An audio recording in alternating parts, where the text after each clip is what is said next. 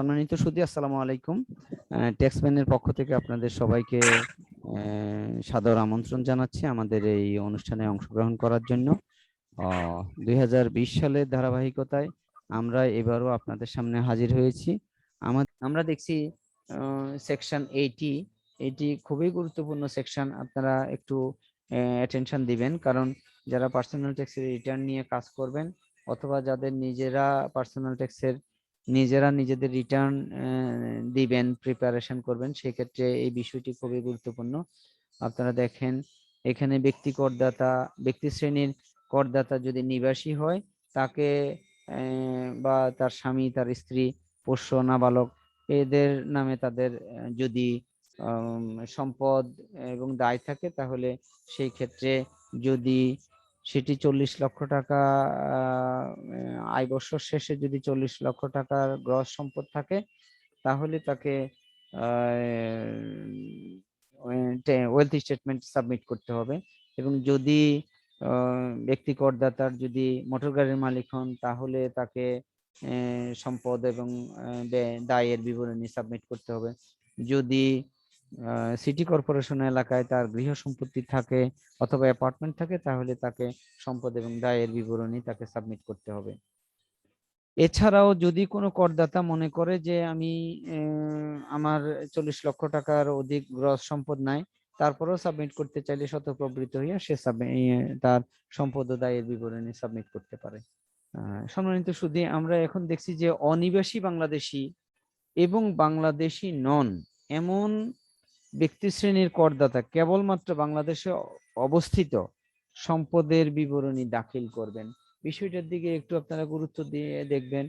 এটি হচ্ছে অনিবাসী বাংলাদেশী কিন্তু অনিবাসী। তাহলে এখানে আমাদের নিবাসী সংজ্ঞাটা দেখতে হবে যে কতদিন থাকলে নিবাসী হবে, সেটি আমরা হয়তো ভিন্ন আলোচনায় যেতে পারি।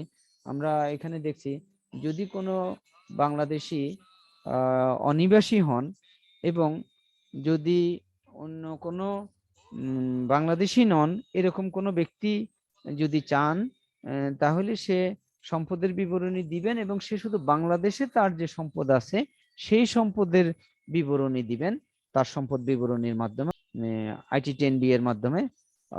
কিন্তু তার দেশের বাইরে যে সম্পদ আছে এবং দায় আছে সেইটার কোনো বিবরণী তাকে সাবমিট করতে হবে না।